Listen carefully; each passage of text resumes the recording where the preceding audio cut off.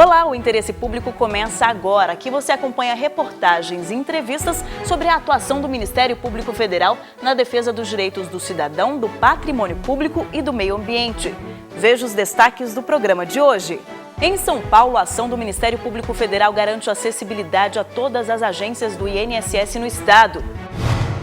Você é a favor da publicidade para crianças? O Ministério Público Federal defende mais critério e controle para proteger o público infantil. MPF em Minas Gerais questiona a Anatel e empresas de telefonia por políticas sobre minutos não usados na franquia mensal de telefones fixos. E veja também o primeiro balanço do trabalho da ouvidoria do MPF, mais um canal aberto de comunicação com a sociedade.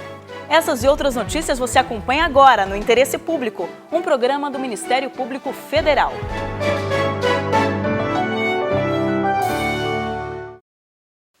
A ideia de dar as boas-vindas a novos estudantes que entram na faculdade não é nova. Os primeiros trotes surgiram na Europa do século XIV, em plena Idade Média.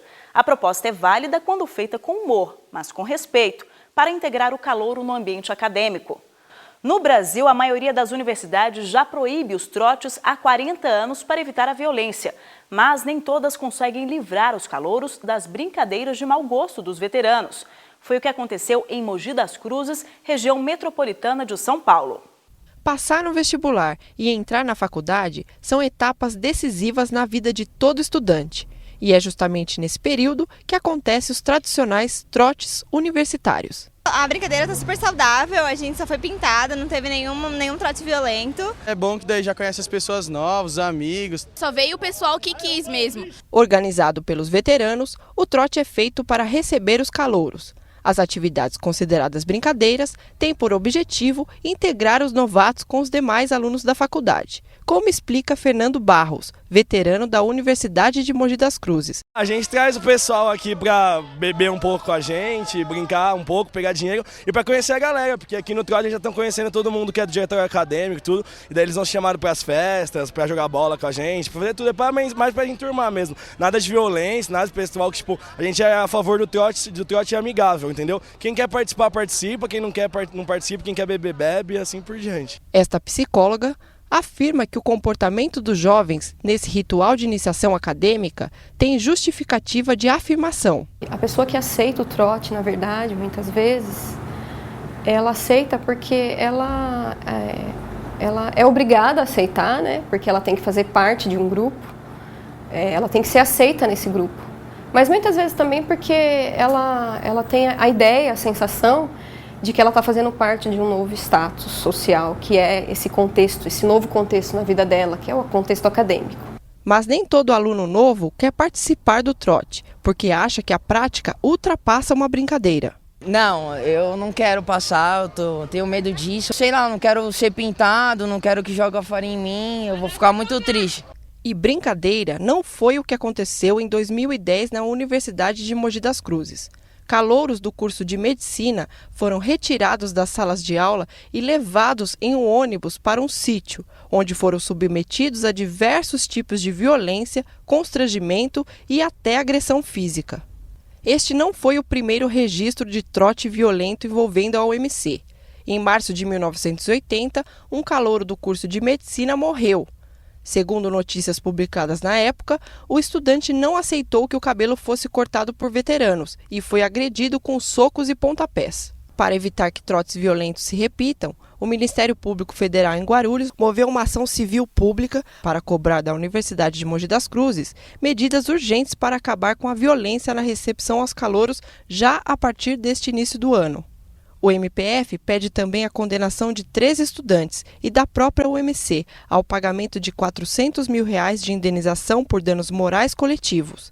Caso essa iniciativa do Ministério Público Federal seja tomada de forma sequencial, em cascata, eu acredito que nós conseguiremos extirpar o trote violento do cenário brasileiro, porque ela atinge o autor do trote justamente numa área muito sensível, no bolso. A Universidade de Mogi das Cruzes é acusada ainda de omissão, por ter permitido que os alunos fossem tirados da sala de aula à força. A assessoria de imprensa da UEMC informou que não vai se pronunciar sobre a ação do Ministério Público e apresentou um comunicado oficial onde reconhece o trote universitário apenas como uma tradição estudantil. Para o procurador da República, autor da ação, a universidade tem o dever de fazer mais para evitar trotes violentos e garantir a integridade dos alunos. A universidade, na visão do MPF, deve garantir segurança pelo menos num raio de 200 metros da universidade, para que os alunos possam adentrar o prédio, realizando a matrícula numa condição de conforto e segurança. Você é a favor da publicidade para crianças? Quem tem filhos sabe que a garotada quer tudo que vê nos comerciais da televisão. E não é apenas o consumismo que está em jogo quando se fala em propaganda infantil. Existem outras influências que nem sempre são positivas para os pequenos consumidores. A Procuradoria Federal dos Direitos do Cidadão, que integra o MPF, defende mais critério, rigor e controle nesta publicidade para garantir proteção a crianças e adolescentes. A publicidade serve para encantar o consumidor. Visto a minha roupa e fico todo bonitinho. A publicidade é feita para vender, ela é feita para te seduzir. E eu vou falar uma coisa agora que os publicitários, de repente, alguns ficam nervosos e tal, mas a gente brinca que a publicidade ela é feita para te fazer comprar o que você não pode, não precisa e não deve. E Luiz Gustavo sabe bem disso. Os filhos dele querem novos brinquedos toda semana. Eles querem sempre o brinquedo que está na moda. Quando eles compram todos os brinquedos de uma determinada linha, e aí entra outro na moda, eles esquecem aquele que estava em evidência e já querem o outro. O problema é que a publicidade direcionada ao público infanto-juvenil pode influenciar negativamente. O consumo é um dos aspectos, né? Uma das coisas que eu acho que a criança hoje é muito exposta é uma demanda para que ela se torne adulta ou sensualizada mais cedo do que antigamente. Né? Então é a sandalinha de salto, é a unha que pinta, é a pintura que passa, e isso vai retirando da criança um espaço, né, para viver a própria infância. Pensando na proteção das crianças, o Conselho Nacional de Autorregulamentação Publicitário, CONAR, decidiu apertar o cerco contra a propaganda infantil. O órgão incluiu novas restrições ao código que administra o setor. Segundo o CONAR, crianças de até 12 anos não vão poder mais participar de qualquer tipo de ação de merchandising, que é a publicidade exibida fora do intervalo comercial, em TV, rádio e mídia impressa. Também fica proibido o uso de elementos do universo infantil ou outros artifícios publicitários com o objetivo de atrair a atenção desses pequenos consumidores.